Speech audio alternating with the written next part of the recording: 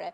Ideja është në gjithë këto protesta, doja t'ju pyesja edhe Migenin edhe Emiliano, në gjithë këto protesta, a keni arritur, se a kemi, më duket se dhe unë jam e përfshirë për shkak se i ndjek këto zhvillime. Ti ke qenë bashkë protestuese me mikrofon. Pa diskutim.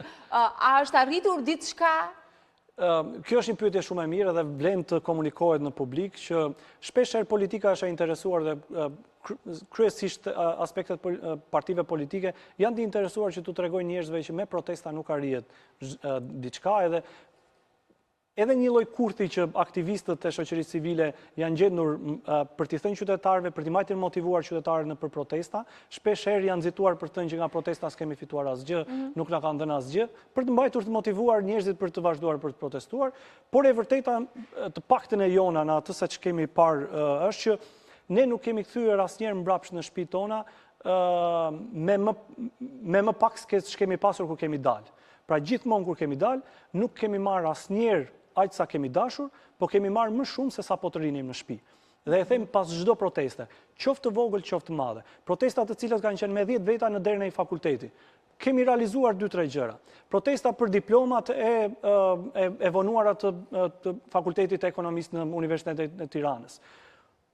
U realizuan, protesta për çështjen e drejtave për informim i realizuar, sidomos protestat e mëdha, kur bëhet fjalë për protestat e studentëve, sigurisht që protesta e studentëve dështoi të merrte, le të themi ato çështje të cilat ishin cilësore për jetën universitare, por duke ditur kryeministri, duke ditur ata qeverisës të cilët donin ta shpërndanin protestat, dhanë një seri benefitesh të cilat ishin financiare. Ullën disa tarifa, hoqën tarifën për të cilët dolën në protest, disa konvikte filluan të restauroheshin, dhe të gjitha këto u perceptuan sikur Rama bamirësi i madh ose qeveria bamirësi i madh ja dha qytetarëve. Jo, nuk kishte për t'ia dhënë nëse nuk do kishte student aty. Dhe të gjitha këto që janë arritur, shumë pak, janë arritur me sakrificën dhe me dirsën dhe me riskun e marrë nga qytetarët. Në të gjitha rastet, edhe kur kemi protestuar për onkologjikun, edhe elementet tjera, shumë ndryshime janë bërë.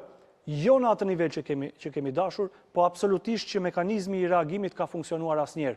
Ka funksionuar shpeshherë pak, edhe për shkak të numrit të pakët që ne kemi qenë.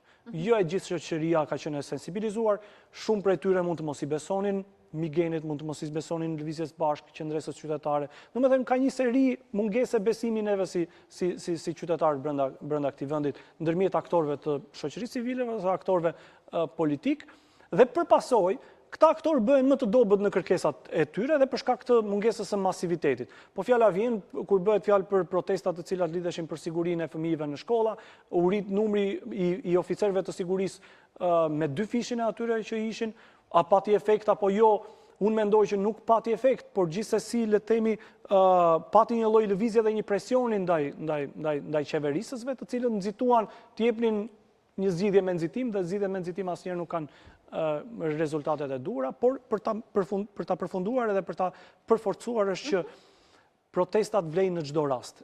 Nëse je me 2 njerëz, 3 njerëz, sigurisht do marrësh shumë më pak. Nëse ja dalin komunitetet e prindërve, të organizohen, do të kenë mundësi që t'ja dalin.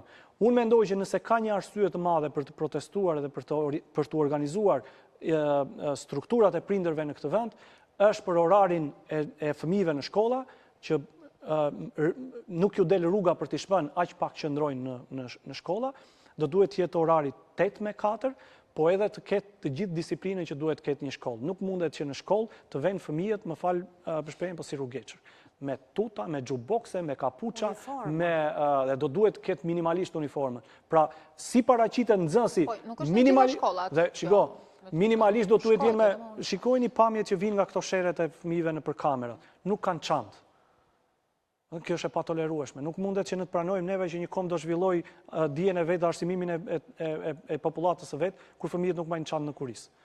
Dhe kjo duhet jetë, unë mendoj, e patolerueshme. Që do të thotë, ne do duhet që të organizojmë komunitetin e prindërve që ka një përgjegjësi shumë të madhe për dritën e syve të tyre që janë fëmijët, për të realizuar mënyrën, për të siguruar si shkojnë në shkollë tek dera e shkollës, që duhet jetë me uniformë, dhe sa qëndrojnë aty brenda. Do duhet të zhvillojnë jo vetëm shkollimin, do duhet të zhvillojnë edhe aspektet fizike, aspektet, domethënë sportin, artet, do duhet edhe të ushqehen brenda dyerve të këtyre institucioneve për të pasur një mundësi edhe të kontrollit të shëndetit mbi popullatën e vendit. Për të kuptuar rëndësinë e protestave, mjafton ta rikthejmë në vëmendje protestën e madhe 2018-s. Unë kam qenë student në atë periudhë dhe nuk kisha kartë studenti. Studentët e sotëm kanë kartë studenti. Studentët e sotëm në Tiranë lëvizin në gjithë Tiranën pa pagesë, ndërkohë studentët në Durrës e kanë me pagesë. Pse? Sepse studentët në Tiranë kanë protestuar, studentët në Durrës nuk po protestojnë. Përveç kësaj. Apo vetëm nga protesta? Sepse një shprehje thot kur qanë fëmia nëna ja plotson. Pra Si duket ne na i kemi humbur luksin të rinë të qetë dhe të na japin. Pikërisht, pra studentët kanë protestuar. E dyta, studentët me mesatare mbi 9 dhe maturantët me mesatare mbi 9 përfituan bursë shumë të vogël, 100.000 lekë të vjetra në muaj, por përfituan prej protestave studentore.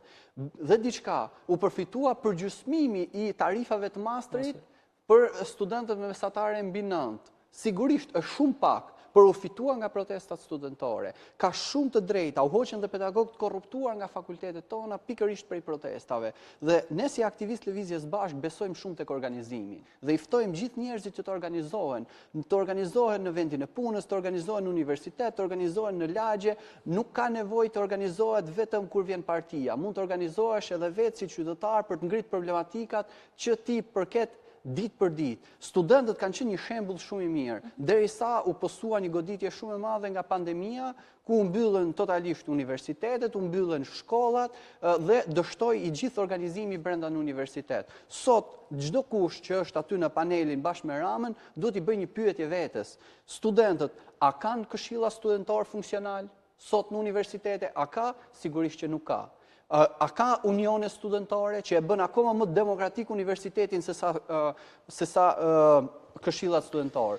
Se këshillat studentor kanë vetëm 5 profesorë. Në universitetet tona nuk janë të lira pedagogët, me qenë të lirë studentët. Pra, nuk ka fare demokraci universitare, dhe ato rektorët që ulen aty bashkë me Ramën duhet shqetësohen për universitetin, jo për qeverisjen e Ramës. Kështu që në këtë drejtim